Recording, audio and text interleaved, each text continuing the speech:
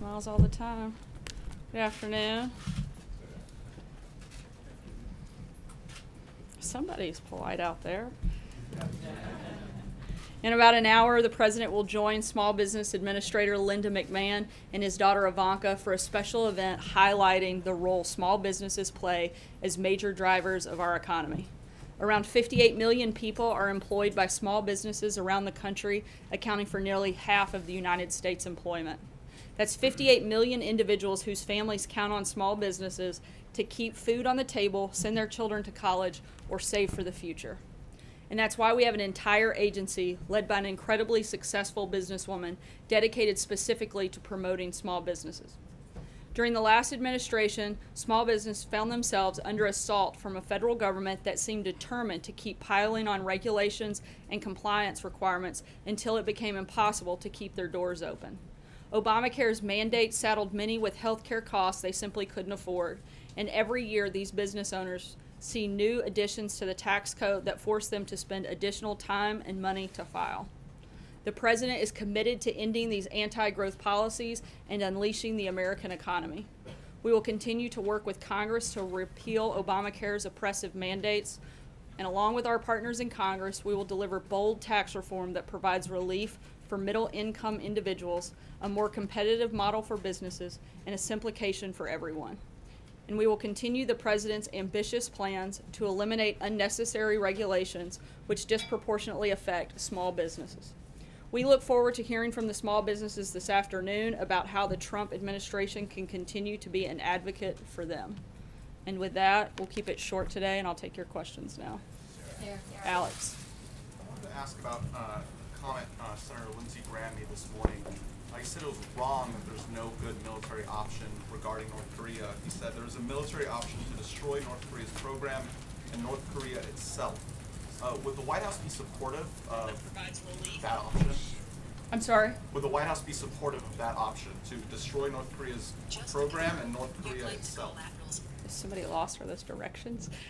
Sorry, I just keep hearing somebody's phone talking or something. Yeah, it's very distracting. The only military option against North Korea is to destroy North Korea's program and North Korea itself.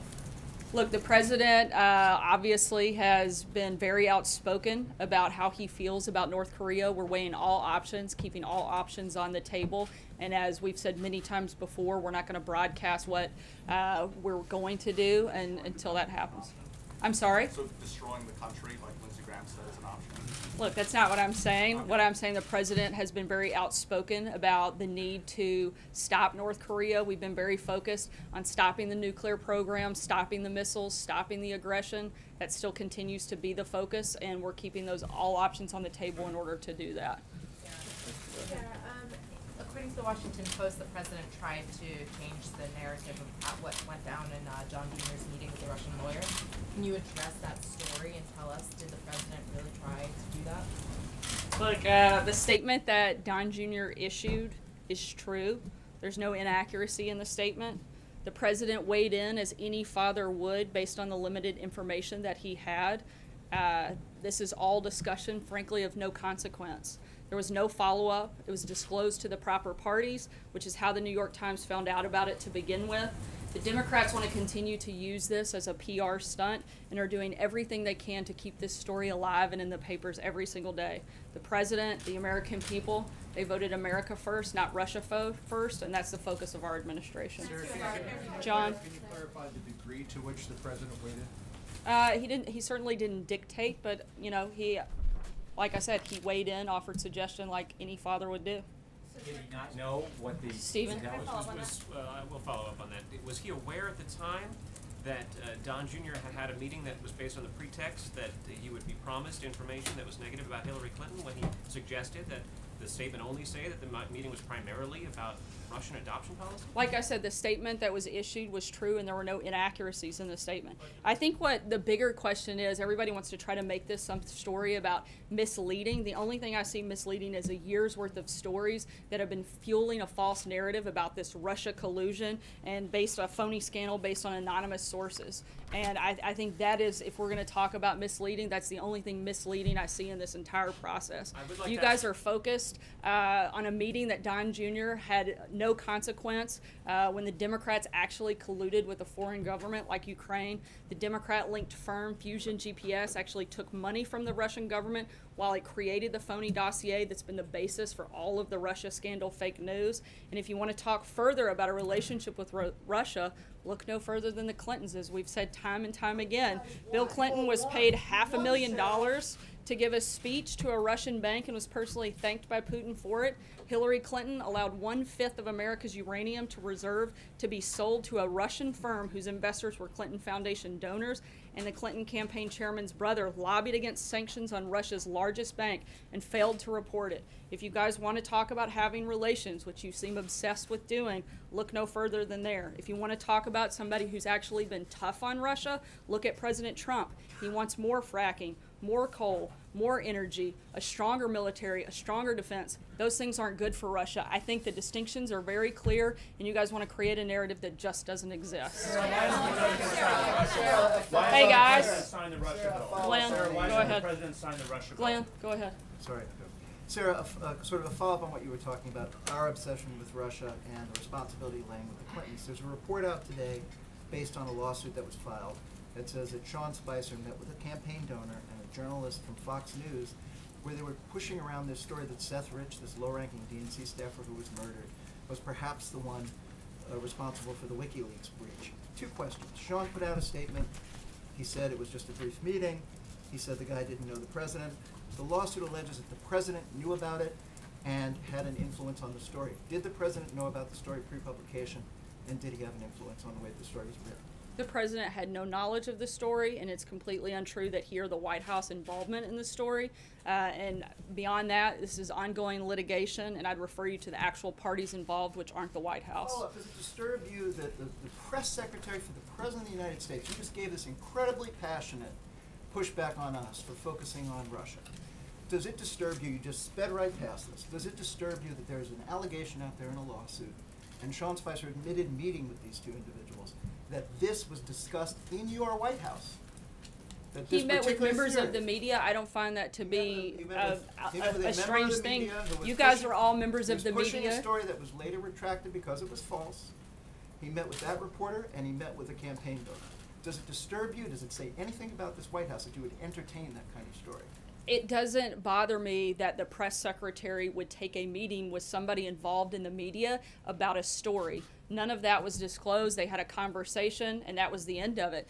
You guys come to us with stories all day. I've taken meetings with the majority of the people in this room. I don't always know the nature of the story of which you're coming to talk to me about, but it's my job to talk to you, to listen, and I'm responding. The president didn't have knowledge of the story. The White House didn't have any involvement in the story, and beyond that, it's ongoing litigation that doesn't involve anybody in the building, and so I'd refer you to the parties that it does. I've got two questions for you, please. I want to follow up on something you said yesterday after my first question. You were on that flight back from the G20. Did you advise the president to be truthful in that statement that he was helping? I wasn't part of a conversation regarding the You statement. were not in the room at the time? Or in Well, that I mean, area at the time? I was in the air. I was on the plane, but I wasn't part of the conversation, so I can't speak to anything beyond that part. Yesterday you said that the president was joking about his comments, putting suspects' heads, telling police officers they shouldn't cover their heads and putting them in the car. Was he making a joke about police brutality? Not at all. I think you guys are jumping and trying to make something out of nothing. He was simply making a comment, making a joke, and it was nothing more than that. What's so funny? What's funny about Should that? he apologize for that joke? On that same issue, the head of the DEA wrote immediately after the president made those remarks to officers of the DEA, telling them to disregard them and saying he had an obligation to speak up when something wrong happened. It wasn't a directive. It was a joke. There's a very big So difference. why was that not clear? to Olivia? people on the- Sarah, has the president signed the Russia, North Korea, Iran sanctions bill?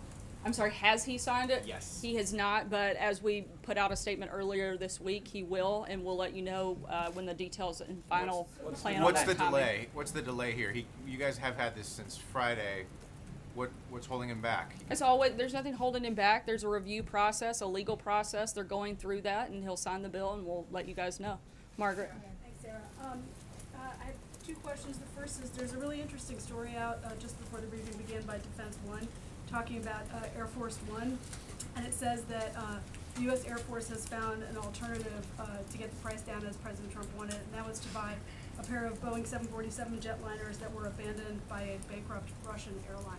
Can you verify the accuracy of the story? Do you know if that's correct? I can't at this time. It's something I'd have to check into and get back to you. Okay. And then I also wanted just sort of an update on the new Chief of Staff, General Kelly. Can you talk to us sort of in broad strokes about the calls and outreach that he's made so far, leadership in Congress, folks outside of Congress, any governors, and that sort of thing? Just can you talk to us broadly about the message that he's sending and the people that he's talking to both inside and outside of the administration?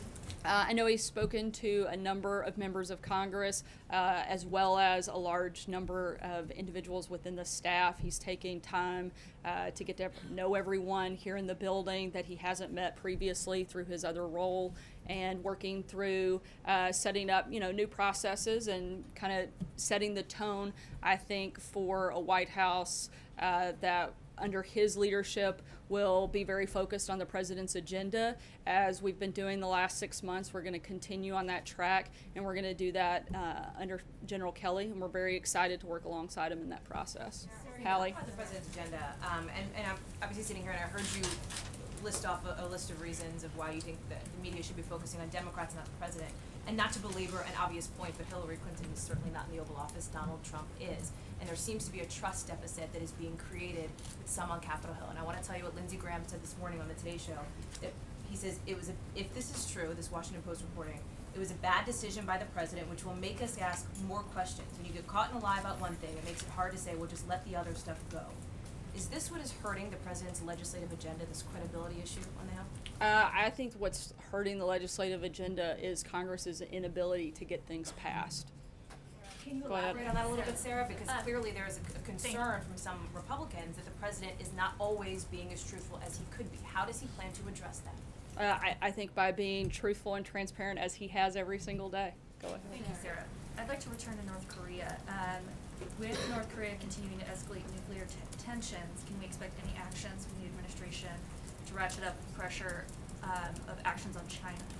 As we've said, we're not going to broadcast movements on things like that before they take place, but we're going to continue to work with our allies, continue to work with our partners, and again, the goals are to stop the nuclear program, stop the missiles, stop the aggression. With North Korea, we're going to continue looking at the best options and ways to accomplish that. And can you say what some of those options might be? Not at this time. John? Sorry, John Gizzy, you had your hand up when I first went back to you. Thank you, Sarah. Happy to go to somebody else named John. You said yesterday that, there would be no reshuffle in the cabinet, meaning General Sessions would not move over to the Homeland Security. Is that correct? Correct. And does that also mean that Secretary of State Chris Kobach, the Vice Chairman of the President's Commission on Electoral Integrity, would stay in his position and not be considered for Homeland Security? I'm not aware of any movements for him, but as always, when we have a personnel announcement, I'll be happy to share it with you. John Decker? Thanks. Since we're in the Johns, I'll stick with that. Thank you, Sarah. I was hoping just to follow up on North Korea, hoping you could clarify the administration's message that it has for North Korea. The other day, the president said, when asked about North Korea, we will take care of them, we will take care of everything. And a little bit ago, the Secretary of State Tillerson said that the U.S. is trying to convince North Korea that the U.S. is not your enemy. So which one is it?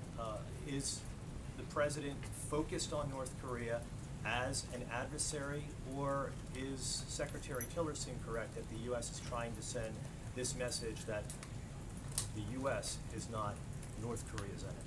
Look, like I just said a few minutes ago, the big priorities here, which we've laid out, I think this is the third or fourth time I've done it just today, is to stop the nuclear program, stop the missiles, stop the aggression. That's what we're focused on in regards to North Korea, and we're going to continue pushing on that, continue working with our allies and partners to accomplish that, and do what is necessary to achieve it.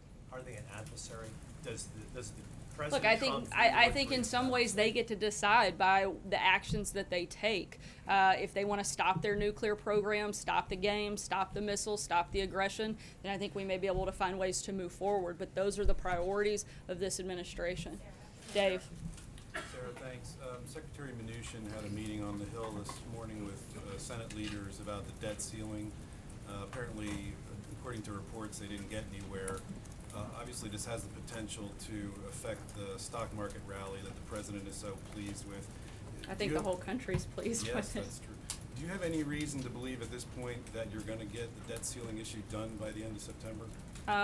Look, to ensure that we have robust economic growth and promote fiscal discipline, the Trump administration believes it's important to raise the debt ceiling as soon as possible.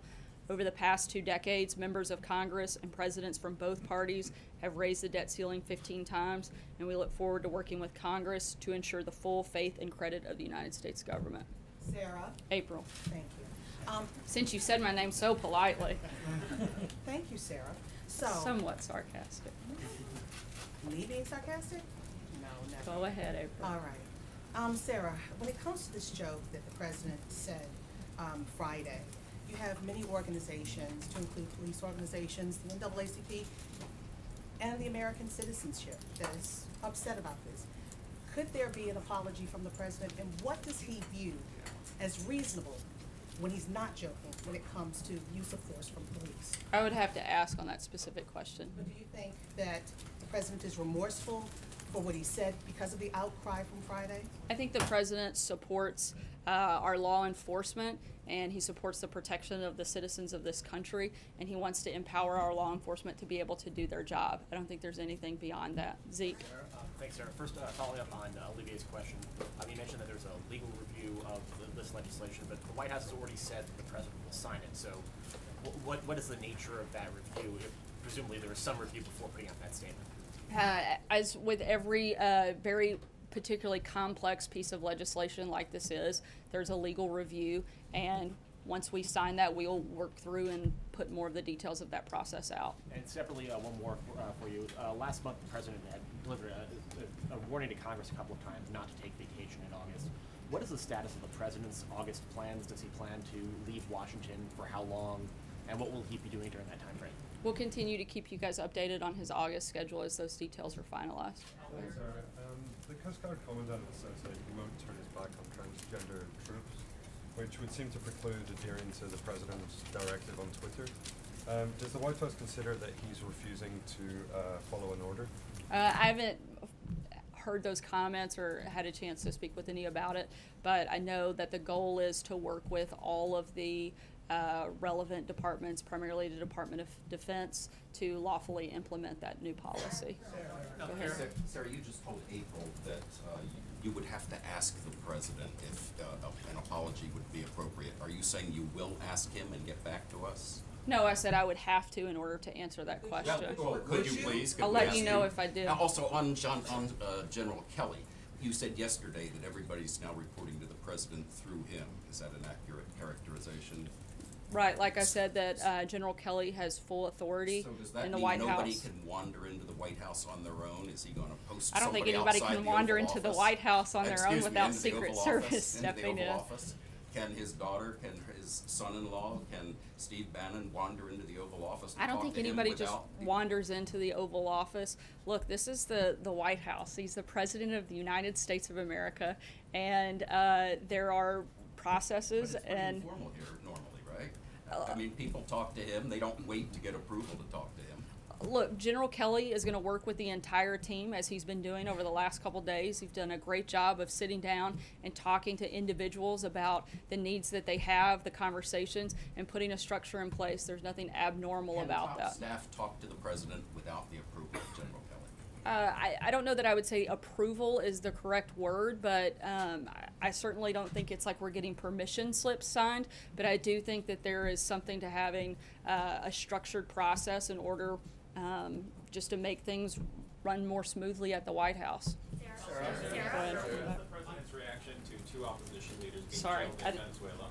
Can you say that again? What is the president's reaction to the two opposition leaders being jailed in Venezuela now after the sanctions from yesterday? Overnight, the regime of the Venezuelan dictator Maduro detained two leading opposition figures following its outrageous seizure of power through sham elections this weekend. The Vice President spoke with Mr. Lopez just last week, and he and Mr. Ledesma are political prisoners held unjustly by the Maduro regime. The United States condemns the actions of the Maduro dictatorship, and we hold Maduro personally responsible for the health and safety of both men and any others seized by his dictatorship. Is the president already considering increasing the sanctions and perhaps going after the oil exports? Again, I'm not going to broadcast, as Secretary Mnuchin said yesterday. We'll consider all options and keep you guys updated. On healthcare, you said earlier that the thing what's keeping the president's agenda from going is Congress and their votes. The president has said he wants to see healthcare done before anything else, and yet that's not the message we've seen from the Senate Majority Leader, Mitch McConnell, in the last few days. Can you explain the discrepancy between the president and senior Republican leadership on the Hill when it comes to what should be done next? As we've said before, we can do a lot of different things at one time. We're continuing to focus. We're continuing to try to push a new healthcare system. We know that Obamacare is failing. We know that inaction is simply not okay. We want to continue to make that a priority. We want to work with Congress to do that. We may look for other ways to improve healthcare in the meantime. We're also continuing to focus on tax reform. We've been doing tax reform listening sessions for the last month. We've had countless meetings with members of Congress, other organizations, talking about tax reform, infrastructure. We're going to continue to focus on all of those priorities and move them forward. Will the president support Congress taking CSR payments out of his hands? There's been some suggestion, again, among senior Republicans that this is appropriate to do given the president's threats to stop these payments. They're saying this should be taken out of the executive branch. I'd have to get back to you on that. Because this is something that's being discussed pretty aggressively on Capitol Hill. John Sure. Thune has I'm talked happy. about it. Orrin Hatch has talked about it. I'm happy to get back to you. Mitch Got McConnell, it. thanks. Yep. Peter. Very quickly on Seth Rich. Does the president believe the predicate of that original Fox News reporting that Seth Rich was responsible for the release of DNC emails to WikiLeaks? I'm not sure, Peter. Thanks, guys. We've got a small business event coming up shortly, and hopefully you'll all tune in. His first strike off the table with North Korea.